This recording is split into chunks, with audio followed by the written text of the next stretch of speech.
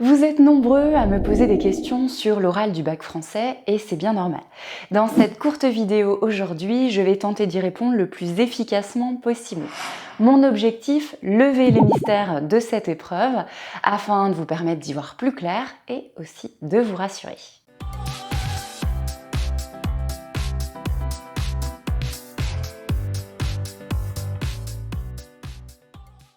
Olivia, que faut-il apporter comme affaire le jour de l'épreuve? Voilà une question simple mais qui a toute son importance. D'abord, tes documents personnels, ta convocation pour l'épreuve et ta pièce d'identité. Ensuite, ton matériel d'écriture, cela semble logique pour les 30 minutes de brouillon. Stylo, crayon, gomme et surtout surligneur.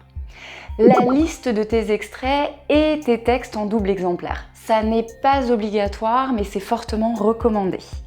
Ta montre, bien sûr, évidemment il ne faut pas qu'elle soit connectée afin que tu puisses très bien gérer ton temps. Et enfin, des bouchons d'oreilles, des boules caisses, je vais expliquer tout de suite pourquoi. Comment ça se passe concrètement le jour J? Je vais être dans une salle à part pour préparer mon brouillon. Le jour de l'oral du bac français, tu auras droit à 30 minutes de préparation. Tu vas donc entrer dans une pièce dans laquelle un autre candidat va probablement passer son examen en même temps. Ça signifie en fait que tu vas l'entendre présenter son texte, répondre à la question de grammaire et répondre aux questions de l'examinateur. C'est la raison pour laquelle je t'invite à prendre des boules caisses pour pouvoir t'isoler et rester dans ta bulle. Est-ce que je peux tomber sur un texte qui n'est pas sur ma liste? Je te rassure tout de suite, il est absolument impossible qu'un professeur t'interroge sur un texte que tu n'as pas étudié en classe.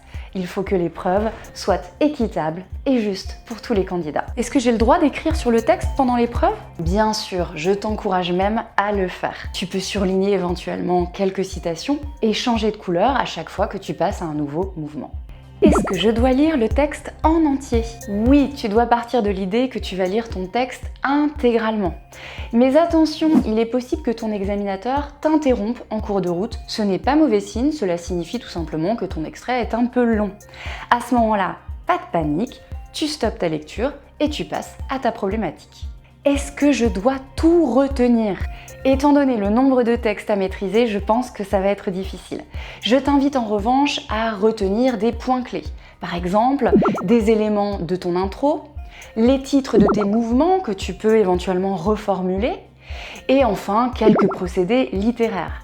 L'objectif de cette épreuve n'est pas de réciter mot pour mot ton analyse linéaire. Si je ne respecte pas le chrono, c'est grave? Du calme, on ne te demande pas de faire une explication linéaire qui fasse très exactement 10 minutes.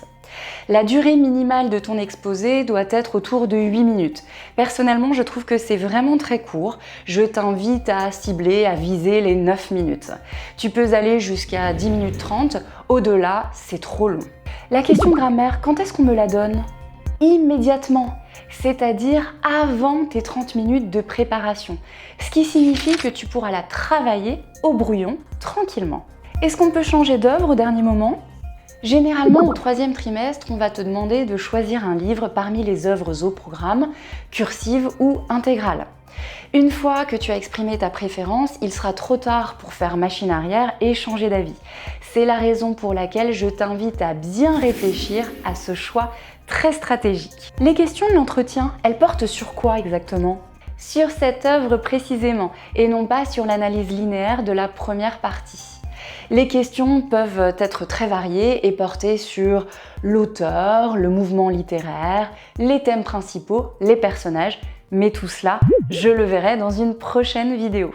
J'espère que ce contenu t'a plu et t'a permis d'y voir plus clair. Si c'est le cas, n'hésite pas à me soutenir en t'abonnant à ma chaîne ou en mettant un petit pouce levé. Je te dis à très bientôt pour d'autres vidéos de coaching.